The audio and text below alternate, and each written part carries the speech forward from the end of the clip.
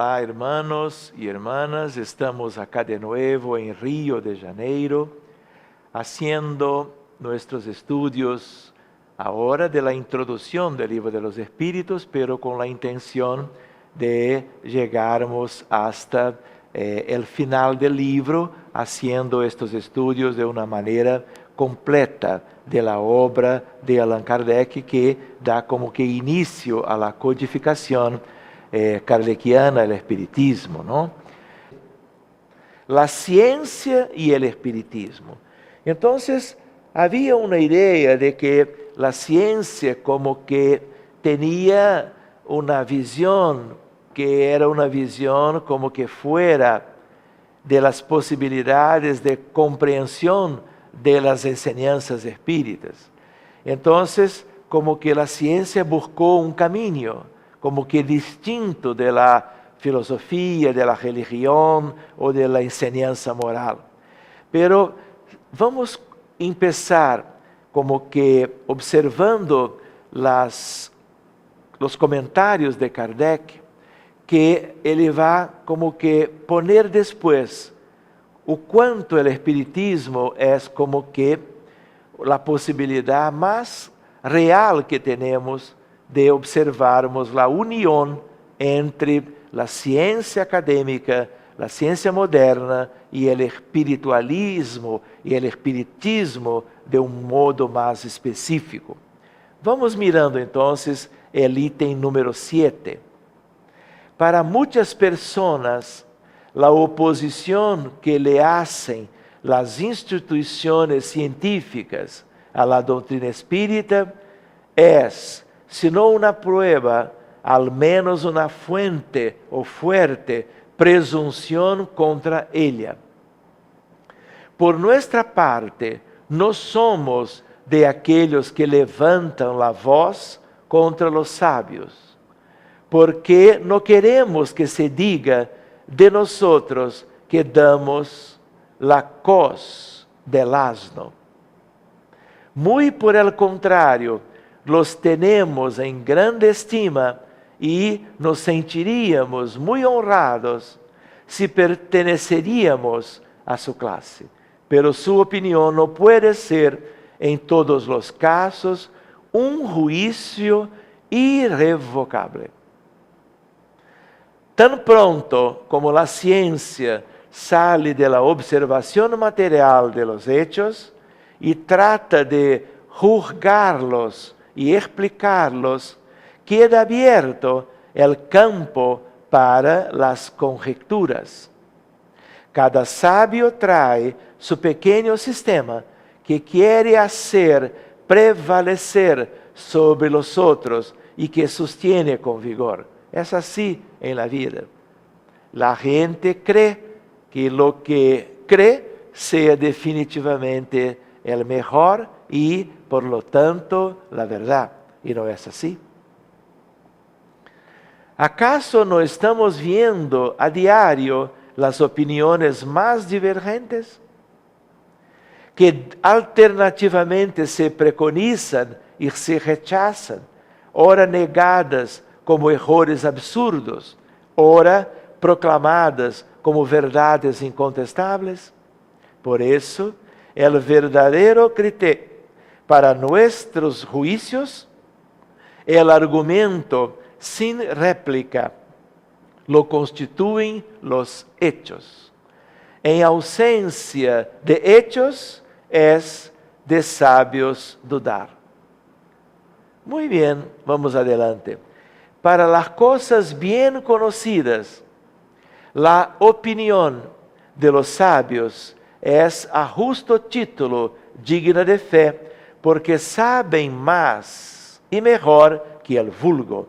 Pero en lo que toca a principios nuevos, que tiene a ver con el espiritismo, claro, principios nuevos, a cosas desconocidas, su manera de ver es siempre hipotética, porque no están más exentos de prejuicios que los demás.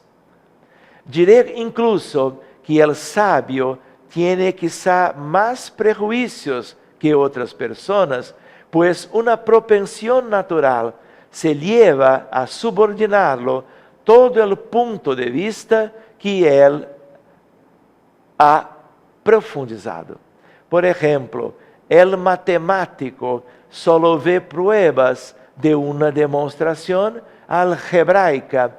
El químico como que relaciona todo con la acción de los elementos y por el estilo. Todo hombre que cultive una especialidad sujeta a ella todas sus ideas. De vuelta, todo hombre que cultive una especialidad sujeta a ella todas sus ideas. Sacarlo de ahí y con frecuencia dirá desatinos, porque quiere someter todo a su modo de ver. No es humano, no es así. Es como una consecuencia de la humana debilidad. De buena gana y con toda confianza consultaré a un químico sobre una cuestión de análisis, a un físico acerca de la potencia eléctrica y a un mecánico respecto a una fuerza motriz. Kardec entonces está nos dejando la idea de que la gente que tiene una formación mira las cosas todas, mira el mundo de tal forma como se acostumbró a hacerlo en sus estudios y en sus laboratorios, en su experiencia de vida. Pero también tendrán que permitirme, y sin que ello signifique menoscabo a la estima de su saber especializado, que su saber especializado merece, que no tome en cuenta su opinión negativa en materia de espiritismo, así como no consideraré el juicio de un arquitecto acerca de una cuestión de música. Entonces, esta es una consideración de Allan Kardec. Las ciencias comunes se basan en las propiedades de la materia, que se puede experimentar y manipular a la voluntad. Los fenómenos espíritas se fundan sobre la acción de inteligencias que poseen su propia voluntad y nos prueban a cada instante que no están a disposición de nuestro capricho. Por tanto, las observaciones no pueden realizarse de la misma manera, sino que requieren condiciones especiales y otro punto de partida. Pretender someterlas a nuestros procedimientos de investigación convencionales equivale a establecer analogías inexistentes. En consecuencia, la ciencia propiamente dicha como tal es incompetente para pronunciarse sobre el espiritismo. No ha de ocuparse de él, y su juicio, sea o no favorable, no tendría ningún peso, porque no conocen este tipo de fenómenos que son como que generados por los espíritus invisibles o desencarnados, por supuesto. El espiritismo es una convicción personal de los sabios. Pueden tener en cuenta, son indivíduos, prescindiendo de su calidad de científicos. Pero querer remitir el problema a la ciencia equivalería a hacer de una asamblea de físicos o astrónomos decidiera acerca de la existencia del alma, como que cada uno en su dominio, cada uno en su departamento. En efecto, el espiritismo se basa por completo sobre la existencia del alma y su estado después de la muerte. Ahora bien, es extraordinariamente ilógico pensar que un hombre deba ser un gran psicólogo porque é um grande matemático ou anatomista. Al dissecar o corpo humano, o anatomista busca a alma e como resulta que não la encontra bajo su escalpelo, de la mesma forma que encontra nervio ou não la vê desprender-se como uma emanação de gás, saca em conclusão que aquele não existe. E esta é como que resultado que não condiz com a intelectualidade dos sábios e demonstra uma grande limitação para as análises da natureza. Muito bem, se deduce de ello que tenha razão contra a opinião universal? Não. Ya veis entonces que el espiritismo no es materia de la ciencia, porque en aquellos tiempos Allan Kardec decía para nosotros que el espiritismo es una otra ciencia para el examen de la realidad espiritual. Y dejando para los científicos las análisis del mundo material.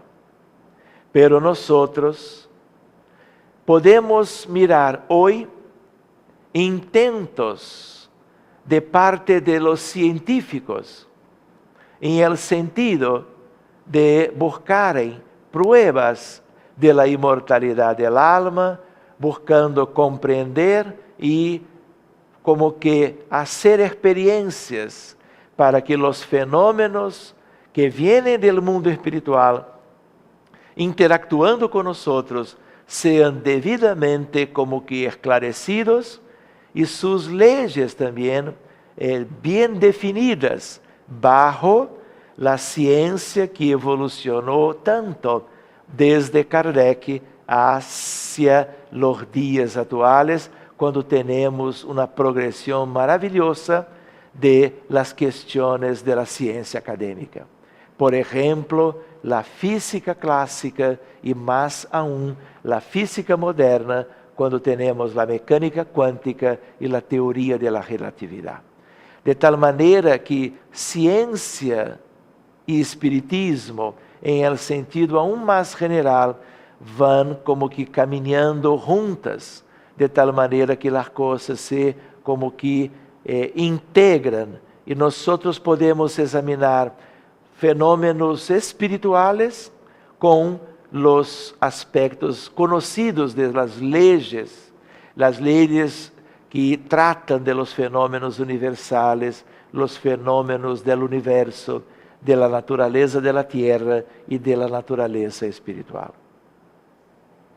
Muy bien, queridos hermanos, entonces estamos concluyendo más uno de nuestros estudios y yo agradezco mucho la presencia de ustedes, examinando y mirando estas videoaulas o videoclases para que podamos juntos como que buscar el pensamiento de Kardec en la codificación.